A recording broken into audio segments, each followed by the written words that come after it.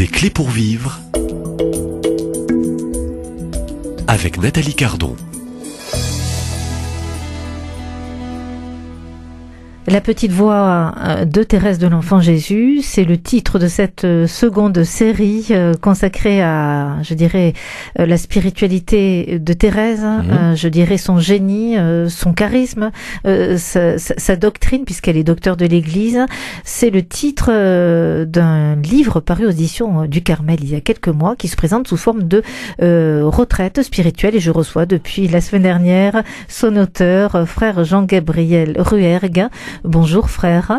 Bonjour Nathalie. Alors frère Carme, prêtre Carme, et vous êtes le prieur du couvent des Carmes à Toulouse. Voilà, l'identité est donnée, vos responsabilités, vos missions. La mission qui vous est confiée, eh bien c'est cette mission un peu radiophonique de nous faire, je dirais, faire des pas avec Thérèse, découvrir et d'entrer profondément, je dirais en vérité dans sa doctrine, et éviter toute dérive, de reprise aussi d'un message non compris de Thérèse de Lisieux. Si on parlait, permettez-moi, très vite, de son premier enfant, on peut parler de maternité, de fécondité spirituelle aujourd'hui de Thérèse de Lisieux. Son premier enfant se nommait Pranzini. Un épisode important, on ne peut pas le contourner. Alors que nous dit cet épisode? Nous avons terminé l'émission la semaine dernière par justement l'apostolat spirituel de la prière de Thérèse. Enfin, elle rentre au Carmel afin de sauver les âmes pour le salut des âmes et de prier pour les prêtres. Et au départ, elle le dit bien dans le manuscrit A, après la grâce de Noël, elle reçoit la grâce de sa mission en même temps. C'est-à-dire que effectivement, elle nous résume ainsi sa mission. Je voulais donner à boire à mon bien-aimé et je me sentais moi-même dévoré de la soif des âmes. Vous voyez, hein, c'est parce qu'elle entend le cri de Jésus sur la croix. J'ai soif. Elle l'entend. J'ai soif enfin comme il a soif aussi auprès de la Samaritaine, vous voyez, il a soif de nous aimer, il a soif des âmes en fait, il a soif des âmes, de chacune de nos âmes. Ce n'était pas encore les âmes de prêtres, donc ça viendra plus tard, oui. Qui m'attirait, mais celle parce qu'il lui faut le pèlerinage en Italie, à Rome, pour comprendre que les prêtres sont pas totalement saints comme elle les croyait, absolument parfaits, vous voyez.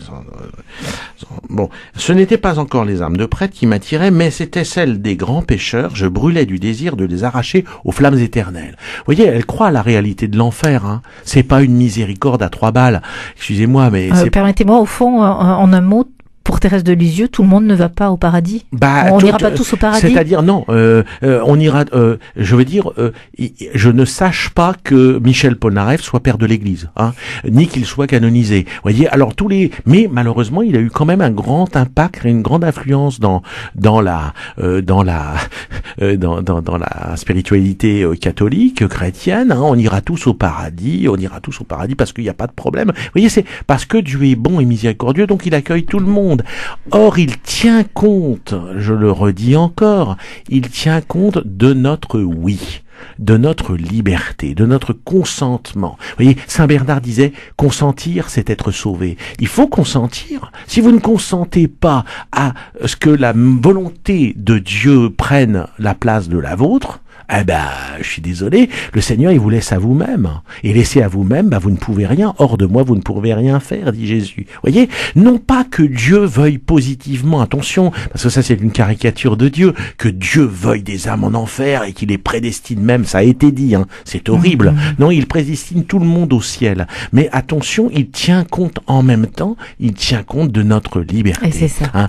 Et ça, il faut le tenir, et il est miséricordieux, même avec les plus grands pécheurs. On va le voir avec Pranzini. Écoutez ce récit de Pranzini.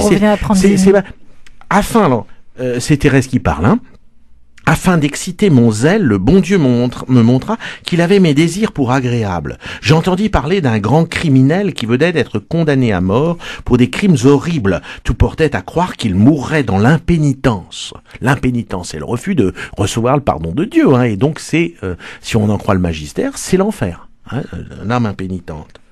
Hein, je voulais à tout prix l'empêcher de tomber en enfer. Elle dit bien, afin d'y parvenir, j'employais tous les moyens imaginables, sentant que de moi-même je ne pouvais rien. Déjà, vous voyez, de moi-même J'offris au bon Dieu tous les mérites infinis de notre Seigneur, les trésors de la Sainte Église. Enfin, je priais Céline, sa sœur, de faire dire une messe dans mes intentions, n'osant pas la demander moi-même dans la crainte d'être obligé d'avouer que c'était pour Pranzini, le grand criminel. Je ne voulais pas non plus le dire à Céline. Elle dit ça parce que son père lui interdit de lire la croix. Une jeune fille ne doit pas voir les nouvelles du monde. Voilà. Je ne voulais pas non plus le dire à Céline, mais elle me fit de si tendres et si pressantes questions que je lui confiai mon secret. Bien loin de se moquer de moi, elle me demanda de m'aider à convertir mon pécheur. J'acceptais avec reconnaissance, etc., etc. Je sentais au fond de mon cœur la certitude que nos désirs seraient satisfaits. Mais afin de me donner du courage pour continuer à prier pour les pécheurs, je dis au bon Dieu que j'étais bien sûr qu'il pardonnerait au pauvre malheureux Pranzini, que je le croirais même s'il ne se confessait pas, et de donner aucune marque de repentir, tant que j'avais confiance en la miséricorde infinie de Jésus. Vous voyez, elle tient bien cela, mais que je lui demandais seulement un signe de repentir pour ma simple consolation. Ma prière fut exaucée à la lettre. Malgré la défense que papa nous avait faite de lire aucun journal, je ne croyais pas désobéir en lisant les passages qui parlaient de Pranzini. Le lendemain de son exécution, je trouve sous ma main le journal La Croix, et oui, il existait déjà à l'époque. Je l'ouvre avec empressement, et que vois-je ? Ah, mes larmes trahirent mon émotion et je fus obligé de me cacher. On retrouve Sainte Catherine de Sienne. On a vraiment... Pranzini ne s'était pas confessé. Il était monté sur l'échafaud et s'apprêtait à passer sa tête dans le lugubre trou, la guillotine, bien entendu, quand tout à coup, saisi d'une inspiration subite, se retourne, saisit un crucifix que lui présentait le prêtre et baise par 3 fois ses plaies sacrées. Puis son âme alla recevoir la sentence miséricordieuse de celui qui déclare au ciel qu'au ciel il y aura plus de joie pour un seul pécheur qui fait pénitence que pour 99 justes qui n'ont pas besoin de pénitence. Vous voyez ça, tout Thérèse est là aussi. C'est extraordinaire. Ça c'est aussi un cœur d'un texte de Thérèse incontournable. Voyez, en un instant, mais attention, en un instant, à partir du moment où l'homme fait un acte de foi, qui est forcément suscité aussi par la grâce, mais en même temps, il y adhère, voyez. Et là, c'est le bon larron, c'est le bon larron. Souviens-toi de moi, Seigneur, quand je viendrai dans ton royaume, quand tu viendras dans ton royaume. Donc, aujourd'hui même, notre petite Thérèse, qui était encore une adolescente. 14 ans et demi là. 14 ans et demi, il y a une maturité là. Mais c'est ça. Spirituelle. Elle sait lire. Absolument. La gravité et elle vise le ciel et elle connaît, je dirais, absolument, cette gravité aussi pour l'âme. Mais il faut bien rappeler aux auditeurs que la voix d'enfant, ce n'est pas la voix de l'infantilisme. Ça n'a rien à voir avec l'enfant. C'est important de préciser. La voix d'enfance, elle dit bien, je reçus la grâce le jour de Noël de sortir des langes de l'enfance. Voyez, c'est-à-dire Dieu l'a guéri de sa trop grande sensibilité infantile, pour justement la faire entrer dans la véritable maturité spirituelle, qui est la voie d'enfance. Si on se réfère à Matthieu 18:3, si vous ne redevenez pas comme les enfants, vous n'entrerez pas. C'est quand même très clair, vous n'entrerez. Donc il y a un risque de ne pas entrer, voyez. Alors ceux qui disent que on ira tous au paradis, il y a quand même un risque si vous ne devenez pas comme les enfants, vous n'entrerez pas dans le royaume. Est-ce qu'il n'y aurait pas, permettez-moi, vous parler d'infantilisme, Thérèse est loin justement de cette voie d'infantilisme, car elle est éclairée, elle saisit en un instant, et c'est la grâce de Thérèse. N'y aurait-il pas aujourd'hui dans l'Église, dans l'accompagnement, on parlait aussi de dérives la semaine dernière, justement une non-compréhension de la vraie voie et de l'accompagnement et accompagnement spirituel qui est parfois infantilisé. Si vous voulez, à partir du moment où un accompagnement spirituel n'est plus justement une conduite de l'âme vers les voies de Dieu, les voies du Seigneur, mais simplement une emprise, soit une emprise psychologique ou spirituelle, soit en général, ça va avec un abus sexuel. Si vous voulez, on n'est plus du tout dans l'accompagnement spirituel. On n'est plus du tout dans le christianisme, si vous voulez déjà. Je veux dire, à partir du moment où, si vous voulez, vous profitez de votre situation qui est asymétrique en plus, parce que si vous voulez, évidemment, quelqu'un qui est accompagné, et puis même on le voit bien avec les enfants. Vous voyez, c'est une situation. Vous êtes dans une position asymétrique parce qu'effectivement vous voyez, oui, bien sûr, vous êtes un exemple, vous constituez un modèle, un exemple, etc.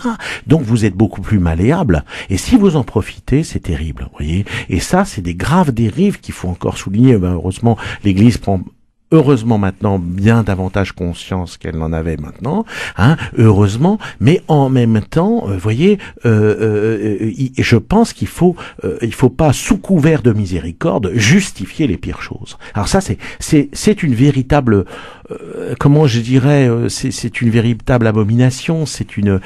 Voyez, c'est une dérive, une inversion de ce qu'est l'Évangile, de ce qu'est la révélation chrétienne, qui est une libération justement de l'âme, une promotion, une libération de l'âme qui doit aller vers Dieu, non pas dans un carcan, non pas dans des dérives quelles qu'elles soient, mais au contraire, le Père spirituel, c'est celui qui fait vraiment grandir l'âme pour l'amener véritablement vers les flots de l'océan de la miséricorde. Voyez, c'est cela. Mais on termine. Permettez-moi. Oui. Thérèse inspire. Thérèse, maîtresse des novices. Oui, bien sûr, elle a été maîtresse. Voilà, elle l'a été.